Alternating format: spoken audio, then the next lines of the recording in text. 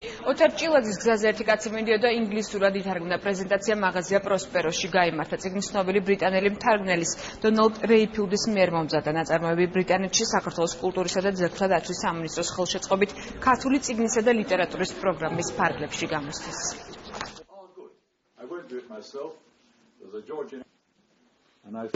მე მგონი ეს შესანიშნავი რომანია, ამის მკაცრი არ წამიკითხავს და ამიტომ